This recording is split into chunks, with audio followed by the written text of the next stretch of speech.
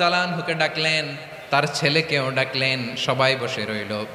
আমর ইবনুল আস রাদিয়াল্লাহু তাআলা আনহু মাথা নিচু করে বসে আছেন, লজ্জায় কাচুমাচু। হায় হায়, আজকে আমার ছেলের কারণে আমিরুল মুমিনিন খলিফাতুল মুসলিমিন ওমরে ফারুকের কাছে আমি জনসম্মুখে লজ্জিত হচ্ছি।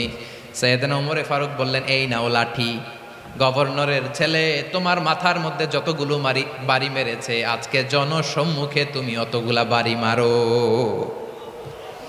মিশরি বলে, থাক, আপনি যে ডেকে আনছেন সবার সামনে এটা বলছেন, এতেই আমি খুশি। আল্লাহু আকবার। আপনার মহানুভবতা দেখে আমি খুশি, আর অপমানের দরকার নাই।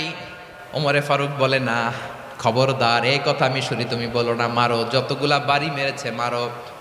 বাধ্য হয়ে মিশরি আমর ইবনুল আসের সামনে ওনার কলিজার টুকরা সন্তানের মাথার মধ্যে বাড়ি মারতে আরম্ভ করলেন। ঠিক যতগুলা বাড়ি গভর্নরের ছেলে আমর ইবনুল